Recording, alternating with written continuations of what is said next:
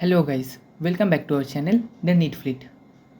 So আজকে তোমরা জানো এনটিএ তাদের ফাইনাল আনসার কি রিলিজ করে দিয়েছে।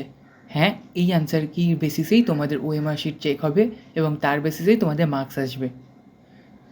তো যথারীতি তোমরা এখানে দেখতে পাচ্ছ যে দুটো কোয়েশ্চেনে স্টুডেন্টরা সবচেয়ে বেশি ডাউট প্রকাশ করেছিল, তো তার মধ্যে কেমিস্ট্রির যে আমি প্রথমে এসে কেমিস্ট্রির প্রশ্নটায়, তো সেই কেমিস্ট্রির প্রশ্নটায় মানে যেটা Q1 সেটে 60 নম্বর প্রশ্ন ছিল আর কি।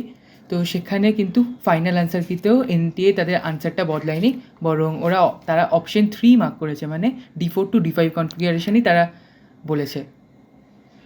অ্যান্ড আরেকটা যেটা মানে আমাদের স্টুডেন্ট মহলের যেটা সব থেকে বড় জয় হলো সেটা হচ্ছে 19 নম্বর প্রশ্ন, মানে Q1 সেটের কথা বলছি।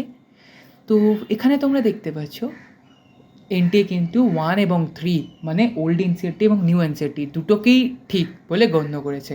ফলত যারা 1 মার্ক করেছো বা যারা 3 মার্ক করেছো, দুটো আনসারই তারা কিন্তু কারেক্ট হিসাবে ধরা হবে এবং তারা দুটোতেই মার্কস পেতে চলেছো। তো নিঃসন্দেহে এটা তোমাদের জন্য একটা বড় খবর। অ্যান্ড তার চেয়েও বড় কথা, এটা তোমাদের কাছে একটা বড়সড় জিত হলো।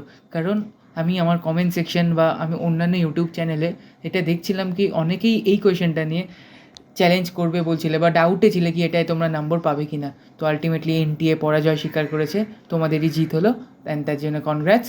তো এবার দেখো তোমাদের এবার তোমাদের রেজাল্ট আনসার কি তো বেরিয়ে গেল আজকে। তো রেজাল্ট তোমাদের 14 তারিখ মানে 14 জুন এনটিএ বললেও আমার কেন জানি না মনে হচ্ছে they will release it by 13th night or 13th evening. So দেখো, যাই হোক, ভালো থেকো, খুব তাড়াতাড়ি আবার দেখা হচ্ছে। এটা একটা শর্ট ভিডিও ছিল।